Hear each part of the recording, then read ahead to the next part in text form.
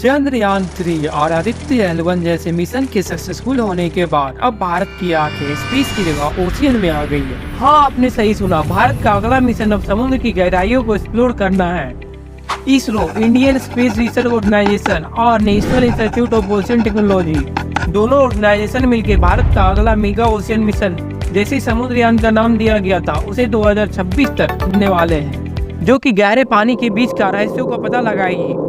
इस मिशन के बाद भारत भी अमेरिका, रसिया, जापान, फ्रांस, चाइना जैसे देशों के साथ शामिल हो जाएगा, जिसके पास डीप ओशियन का बिहेवियर का स्टडी है। तो चलिए स्टार्ट करते हैं डिकोडिंग समुद्रयान विद अतीत काल। मत्स्य 6000, मत्स्य और 6000 ये दो शब्द से बना इसका नाम। संस्कृत में मत्स्य का मतलब मछली होता है। ये सबमरीन 6000 मीटर डीप जाने वाली है ओशियन में, इसलिए इसका नाम मत्स्य 6000 रखा गया है। हिंदू माइथोलॉजी के अकॉर्डिंग मत्स्य विष्णु जी के पहले अवतार थे। एक बार ब्रह्मा जी के पास से वेदों को बहुत बड़े दैत्य ने छल से चुरा लिया था। तब चारों ओर अज्ञानता और अंधकार फैल गया था। पाप और अधर्म का बोलबाला होने लगा। तब भगवान विष्णु ने धर्म की रक्षा के लिए मत्स्य का अवतार लिया और उस दैत्य को मार डाला और वेदों की रक्षा की।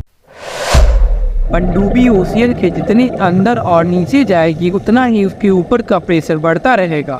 इसलिए इसका मजबूत होना बहुत ही जरूरी है, ताकि वो प्रेशर को झेल पाए। इसे बनाने में 80 mm थिक टाइटेनियम अलॉय का यूज किया गया है, जो कि अनुमानित प्रेशर से 10 गुना ज्यादा प्रेशर तक झेल सकती है। इसे गोले का शेप दिया गया है, जिसका डायमीटर 2.1 मीटर है। ये पनडुब्बी 3 इंसान को 12 आवर के लिए 6000 मीटर समुद्र के अंदर जाने की एबिलिटी रखती है और इमरजेंसी यूज के लिए 96 आवर तक का ऑक्सीजन अवेलेबल रहेगा। चलिए अब जानते हैं ये मिशन का टारगेट आखिर है क्या।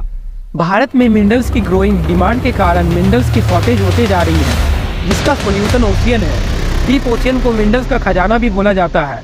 इनमें बहुत सी वैल्यूएबल रिसोर्स पाई जाती है, जैसे कि पॉलीमेटालिक नोडल।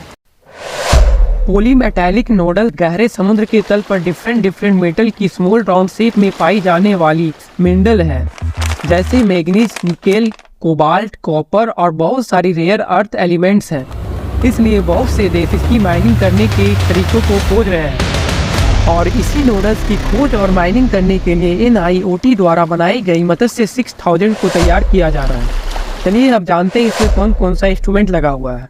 पनडुब्बी में बहुत सारे इंस्ट्रूमेंट लगे हुए हैं, लेकिन यह 3 मेजर मशीन है जो सबमरीन के साथ जाएगी और माइनिंग में हेल्प करेगी। पहला AUV, दूसरा ACS और तीसरा DSM। चलिए अब जानते हैं ये मशीन है क्या और काम क्या करेगी। AUV autonomous under water vehicle एक रोबोटिक सबमरीन होता है जो पानी के अंदर नई जगहों में खुद जा सकता है। इसी मूवमेंट के लिए सेंसर लगा हुआ है और कैमरा लगा हुआ है, जो इन्फॉर्मेशन कलेक्ट करके रिसीविंग तक भेजेगा। ACS ऑटोनोमस कोरिंग सिस्टम, ये एक स्मार्ट मशीन है जो जमीन या किसी भी मटेरियल में ड्रिल कर सकता है बिना किसी इंसान के जरूरत के। यह समुद्र तल से सैंपल कलेक्ट करके उसे टेस्टिंग के लिए भेजता है। DSM deep sea mining system, जैसे कि आप लोगों को इसके नाम से ही पता चल रहा है कि यह डीप सी में माइनिंग के काम आता है। ये भी एक रोबोटिक व्हीकल होता है जिसमें स्पेशल कटिंग टूल लगाए जाते हैं। ये एक सपोर्ट वेजल से कनेक्ट रहता है, जिसमें ये जितनी मिट्टी माइनिंग करता है वो उसके थ्रू कंटिन्यूअसली ऊपर जाते रहता है, जिससे कोई अलग से ट्रांसपोर्टेशन के लिए सबमरीन नहीं रखना पड़ता। Why it is relevant to India? Bharat ऐसा देश है जो 3 तरफ से समुद्र से घिरा हुआ है। ईस्ट में बे ऑफ बंगाल, वेस्ट में अरेबियन सी और साउथ में इंडियन ओशियन।